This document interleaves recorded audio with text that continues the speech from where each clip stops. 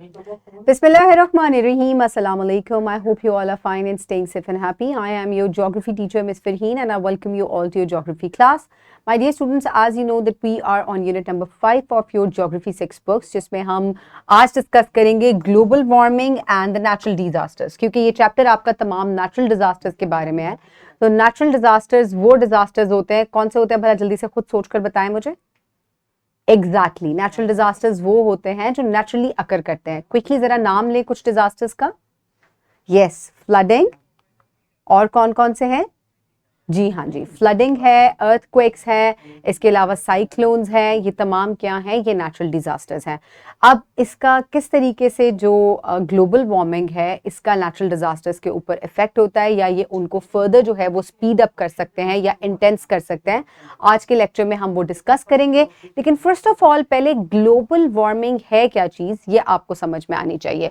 लेकिन उससे पहले आप जरा स्टूडेंट लर्निंग आउटकम देख लें, in which you will be able to explore how global warming, that is the rising of the surface temperature of the earth, can change the frequency and intensity of the natural disasters.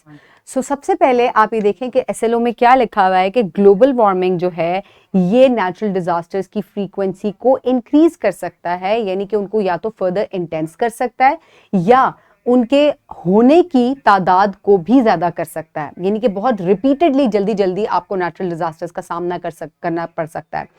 सो क्या है ये global warming? Temperature rising of the surface of the earth. अब ये किस तरीके से temperature rise करता है, आज के लेक्चर में हम यही डिस्कस करेंगे। So what is global warming? So global warming refers to the gradual increase in earth's temperature due to pollution, human activities, and it leads to changes in weather patterns, rising sea levels and other harmful effects.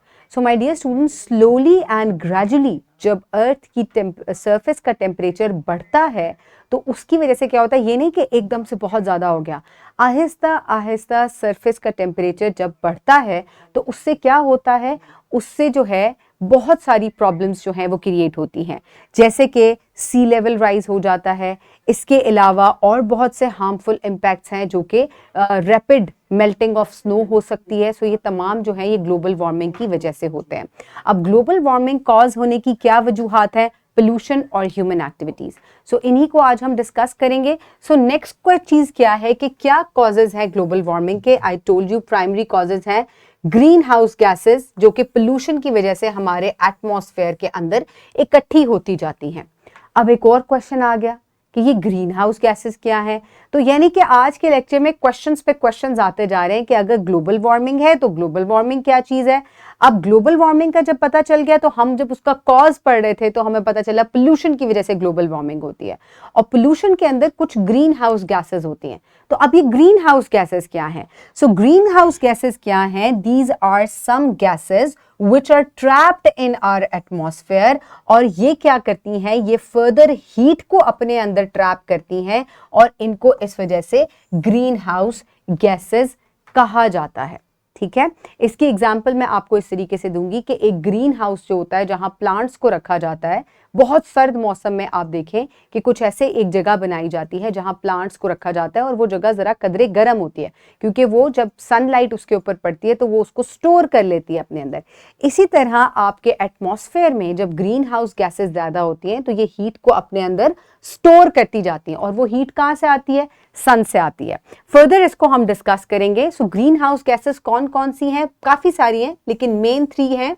Water vapours, यानी कि पानी के जो बुखारात हैं, carbon dioxide और methane. ये 3 gases जो हैं ये मिलकर इनको ग्रीन हाउस गैसेस कहा जाता है और ये आपके एटमॉस्फेयर में पाई जाती हैं। ठीक है, तो सबसे पहले मैं आपको यहां एक्सप्लेनेशन दूंगी इस डायग्राम से। सो इस डायग्राम में आप देख सकते हैं कि ये हमारा अर्थ है, राइट, दिस इज द सन, और मेजर सोर्स ऑफ हीट और लाइट जो आपके प्लेनेट पे है उसको हम क्या कहते हैं, वो कहां से आती है? दैट कम्स फ्रॉम दी सन। ठीक है, अब ये सन की लाइट यहां पर आ गई, ये हमारे प्लेनेट को वार्म भी कर रही है और ये हमारे प्लेनेट को लाइट भी फराहम कर रही है। अब ये जो बाहर की तरफ आपको एक चीज नजर आ रही है लाइट ब्लू कलर की, ये क्या है? Basically this is our atmosphere. ठीक है, जो अर्थ के ऊपर हमारा एटमॉस्फेयर है जो कि एक सर्टेन हाइट तक पाया जाता है, ठीक है, कुछ हजार फीट तक या कुछ हजार किलोमीटर तक, तकरीबन 10,000 किलोमीटर तक हमारा एटमॉस्फेयर होता है, ये पाया जाता है। लेकिन हमारी 100 किलोमीटर तक जो है हमारे अर्थ की सरफेस से क्या होती हैं, गैसेस पाई जाती हैं। ठीक है, और ये गैसेस बहुत सी मुख्तलिफ तरह की होती हैं, इनमें ये ग्रीन हाउस गैसेस भी मौजूद होती हैं। अब जब सनलाइट यहाँ आती है तो क्या होता है, अगर ये एटमॉस्फेयर ना होता तो ये सनलाइट यहाँ आती और फिर क्या होता, ये सारी की सारी वापस चली जाती और हमारे अर्थ क्या होता, हमारा अर्थ एक फ्रोजन बॉल होता, बिल्कुल जम जाता, क्योंकि हीट आती और निकल जाती, कोई भी चीज उसको रोक नहीं रही थी। तो ये जो आपका एटमॉस्फेयर है और जो इसके अंदर मौजूद गैसेस हैं, ये क्या करती हैं, ये एक्चुअली जो सनलाइट की ये जो सन रेडिएशन है उसको अपने अंदर ट्रैप कर लेती है, जिसकी वजह से हमारा प्लैनेट जो है it is a livable place, right. और यहाँ जो प्लांट्स, एनिमल्स और ह्यूमन बींग्स हैं वो बआसानी रह रहे हैं। लेकिन अगर यही ग्रीन हाउस गैसेस जो हैं हम इनको मजीद ऐड ऑन करते रहें तो इनको ऐड ऑन करने से क्या होगा, इनको ऐड ऑन करने से ये होगा कि बहुत ज्यादा हीट जो है वो यहाँ ट्रैप हो जाएगी और बहुत ज्यादा हीट ट्रैप होने की वजह से क्या होगा, अर्थ की जो एटमॉस्फेयर है या जो सरफेस है ये बहुत ज्यादा हीट अप हो जाएगी। अब एक है नेचुरल ग्रीन हाउस इफेक्ट जिसकी वजह से अर्थ एक लिवेबल प्लैनेट है, लेकिन कुछ ग्रीन हाउस गैसेज हैं जो कि ह्यूमन बीइंग्स डिफॉरेस्टेशन की वजह से, पोल्यूशन की वजह से ऐड ऑन करते जा रहे हैं। आपकी गाड़ियों के एग्जॉस्ट से कार्बन डाइऑक्साइड निकल रहा है, एयर कंडीशनर्स जो हम यूज करते हैं उनके अंदर से बहुत ज्यादा हार्मफुल गैसेस निकलती हैं जो कि एटमॉस्फेयर में चली जाती हैं और फिर सनलाइट को अपने अंदर एब्जॉर्ब करती जाती हैं। तो it is just like a blanket on the earth. एक तो नेचुरल ब्लैंकेट था जो अल्लाह ताला ने दिया था, अब आप क्या कर रहे हैं, आप उसके ऊपर तह पे तह ब्लैंकेट की डालते जा रहे हैं। अब क्या होगा कि जितनी हीट आएगी वो अंदर ही रहती जाएगी, बाहर नहीं निकल पाएगी और इस वजह से आपका अर्थ जो है वो बहुत ज्यादा गर्म हो जाएगा और बहुत ज्यादा गर्म होने की वजह से बहुत सारे प्रॉब्लम्स हो जाएंगे। अब ये वो मॉडल है, ये आपका नेचुरल ग्रीन हाउस इफेक्ट था, राइट। और ये आपका एक्सेसिव ग्रीन हाउस इफेक्ट है जिसके अंदर बहुत ज्यादा ग्रीन हाउस गैसेस जो है वो एटमॉस्फेयर में पैदा हो रही हैं और उनकी वजह से हीट जो है वो वापस नहीं निकल पा रही और ना निकलने की वजह से क्या हो रहा है, ग्रीन हाउस इफेक्ट की वजह से ग्लोबल वार्मिंग बहुत ज्यादा हो गई है। सो माय डियर स्टूडेंट्स, अब इस ग्लोबल वार्मिंग की वजह से क्या हो रहा है, नेचुरल डिजास्टर्स की फ्रीक्वेंसी में इजाफा हो रहा है। कौन से नेचुरल डिजास्टर्स हैं, जल्दी से मेरे साथ इनको आप एक दफा रिवाइज करें। These are the cyclones, floods, heat waves, droughts and wildfires. अब ये कैसे जो हैं ये ग्लोबल वार्मिंग के साथ कनेक्टेड हैं, जल्दी से हम एक दफा देखते हैं, राइट। सो सबसे पहले आ जाता है cyclone.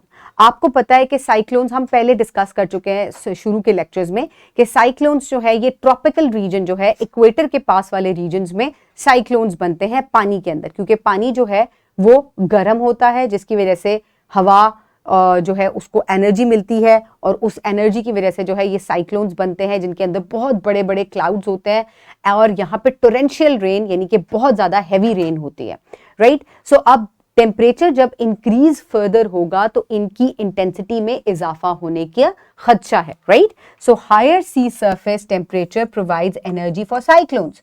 So recent intense events include cyclone Harvey and cyclone Dorian, ठीक है। अब इसी की वजह से, ग्लोबल वार्मिंग की वजह से बहुत ज़्यादा साइक्लोन्स जो हैं वो, और क्योंकि जो आइलैंड्स वाले इलाके हैं या जो ट्रॉपिकल रीजन्स में इलाके हैं, अब वहाँ ज़्यादा इंटेंसिटी हो गई है साइक्लोन्स आने की। एक तो बहुत फ्रीक्वेंटली आने लग गए हैं और दूसरा इंटेंस भी बहुत ज़्यादा हो गए हैं। इनकी दो एग्जांपल्स हैं, साइक्लोन हार्वी की और डोरेन की, जो कि 2017 और 19 में आए। अगर मैं आपको इनका पाथवे दिखाऊं तो आप देख सकते हैं कि ये है सेंट्रल अमेरिका का इलाका और ये एग्जैक्टली वही वाला इलाका है जो कि ट्रॉपिकल रीजन में बनता है। तो ये साइक्लोन हरिकेन हार्वी, या कुछ इलाकों में इसको हरिकेन कहा जाता है और कुछ में इसको साइक्लोन कहा जाता है, मीनिंग एक ही है इसका, ठीक है। तो यहां से इसका पाथ शुरू हो रहा है एंड इट मूव्ड, ये यहां से गुजरते हुए, और ये आप देख सकते हैं कि ये यहां जाके इसका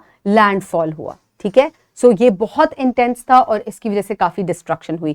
दूसरा है जी डोरेन, और ये भी तकरीबन उसी इलाके के अंदर, ये आप देख सकते हैं, ये गल्फ ऑफ मैक्सिको है और ये भी गल्फ ऑफ मैक्सिको है, ठीक है, यहाँ जो है ये ड्यूरेन स्टार्ट हुआ and it landfall up here somewhere around ये टेक्सास और वो वाला इलाका है, ठीक है। सो इस तरीके से बहुत फ्रीक्वेंट जो है ये साइक्लोन्स आ जाते हैं।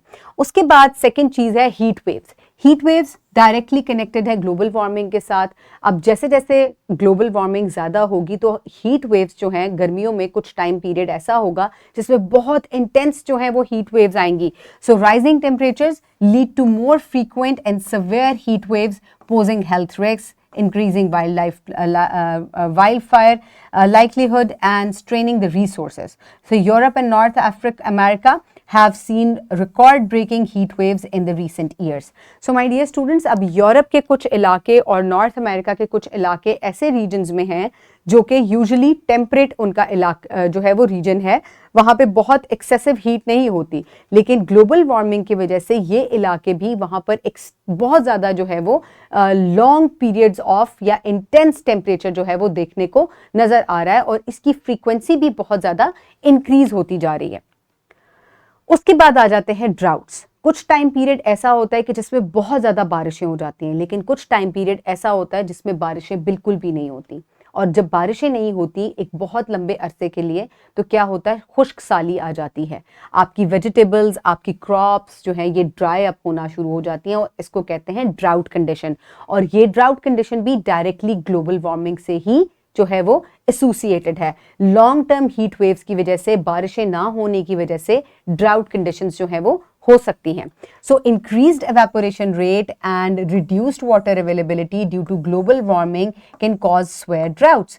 और पाकिस्तान में भी कुछ इलाके जो कि बलूचिस्तान के हैं और सिंध और पंजाब रीजन के हैं, यहाँ पे जो है वो ड्राउट कंडीशंस अक्सर हो जाती हैं। मूनसून की बारिशों का टाइम पर ना होना ये भी ड्राउट कंडीशन को ही फोकस करता है।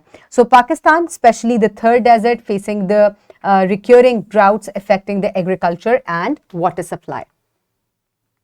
After that, there are the floods. Okay, floods की बात की जाए तो melting glaciers and more intense rainfall contribute to floods. अभी पीछे हमने पढ़ा कि heat rise होने की वजह से या global warming होने की वजह से drought condition भी हो सकती हैं, लेकिन इसी ग्लोबल वार्मिंग की वजह से बहुत ज़्यादा फ्लड्स भी आ सकते हैं। और पाकिस्तान में ये दोनों कंडीशंस होती हैं। कुछ टाइम ऐसा होता है कि बारिशें बिल्कुल नहीं होती जिसकी वजह से ड्राउट कंडीशन आ जाती है, और कुछ टाइम पीरियड ऐसा होता है जिसकी वजह से एक्सेसिव रेनफॉल होना शुरू हो जाता है। लॉन्ग टर्म जो है वो आपका मूनसून बहुत स्ट्रेच हो जाता है और जिसमें फ्रीक्वेंट रेनफॉल होने की वजह से, फ्रीक्वेंट टेम्परेचर ज़्यादा होने की वजह से, ग्लेशियर्स मेल्ट होने की वजह से आपके दरिया भर जाते हैं और उसकी वजह से फ्लैश फ्लड्स और लॉन्ग टर्म फ्लड्स जो है फ्लडिंग का सामना करना पड़ता है। और पाकिस्तान में 2022 में बहुत ही ज़्यादा फ्लड्स का फ्लड आया था, तकरीबन पूरा पाकिस्तान जो है वो it was under the water. So floods and rising levels of the sea, they can cause the floods, and Pakistan's devastating floods in 2010 and 2022 are examples of the destruction caused by these changes. और ये तमाम changes global warming की ही वजह से हैं।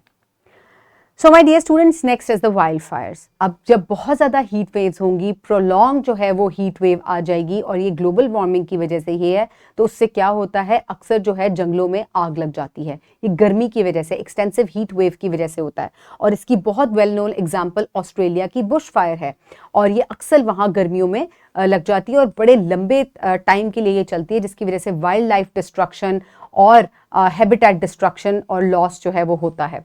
सो rising temperatures and dry conditions fuel the wildfires. Australia's 2019 and 20 bushfire season saw millions of hectares burned and thousands of homes destroyed, a result of climate driven drier conditions. यहाँ मैं आपको Bush fire का इलाका अगर दिखाऊंगी, सो जितना भी आपको ग्रे रीजन नजर आ रहा है, this is the Australian Bush fire, और आप देख सकते हैं कि from north coming down towards the south, ये तमाम एरिया यहाँ पे जंगल थे and it was under the bush fire. और बहुत सारे लोगों के जिनके घर यहाँ पर थे उनको भी काफ़ी ज़्यादा, और ये आपको जो फर्दर डॉट्स नज़र आ रहे हैं ये भी उसी की निशानदेही कर रहे हैं। सो ब्लू कलर जो है वो south east local land service region है और ब्लू जो है ये ह्यूम रीजन है। सो इन तमाम के अंदर जो है वो बुश फायर जो है वो एक्सटेंड हुई थी, जिसकी वजह से हैबिटेट डिस्ट्रक्शन हुई, वाइल्ड लाइफ लॉस हुई और काफ़ी सारे लोग जो हैं उन्होंने अपने घर जो हैं वो भी इससे जो है वो डिस्ट्रॉय हुए। सो माय डियर स्टूडेंट्स, इसके अलावा आप फर्दर अगर इसको देखें तो ये तमाम जो है ये भी आपको क्या दिखा रहे हैं, ये बुश फायर ही नज़र आ रही है आपको, जो कि सिडनी से ऊपर न्यू कासल से शुरू हुई थी, moving down towards the south of Australia and further moving towards the west of Australia. तो यहाँ भी कुछ एडिलेड के रीजन्स जो हैं they face the bush fire, और ये एक्टिव रीजन्स हैं। अक्सर जो है हीट वेव की वजह से, एक्सटेंसिव हीट वेव की वजह से इन रेड रीजन्स में बुश फायर जो है वो स्टार्ट हो जाती है, जिसको आप वाइल्ड फायर भी कहते हैं। So my dear students, this was it. आज हमने नेचुरल डिजास्टर्स को कनेक्ट किया ग्लोबल वार्मिंग की वजह से। मैंने आपको ग्लोबल वार्मिंग बताया कि क्या होती है, मैंने आपको ये भी समझाया कि ग्लोबल वार्मिंग किस वजह से जो है वो हो रही है, और कैसे ग्लोबल वार्मिंग का ताल्लुक जो है, यानी कि जब ग्लोबल टेम्परेचर इंक्रीज हो गया तो कैसे it is connected to the natural disasters. So for practice you can download this worksheet from the description box below this video, और you can get it print from by your teacher. Pause the video and quickly finish the worksheet. I hope everybody has finished the worksheet. For your homework, you will complete section A, MCQ 3, section B, that is a short question, that how global warming can alter the frequency and intensity of natural disasters, focusing on its impact on weather patterns. So my dear students, this is it for today. I hope you have enjoyed today's lesson. I'll see you in the next one. Have a great day. Thank you so much, and Allah Hafiz.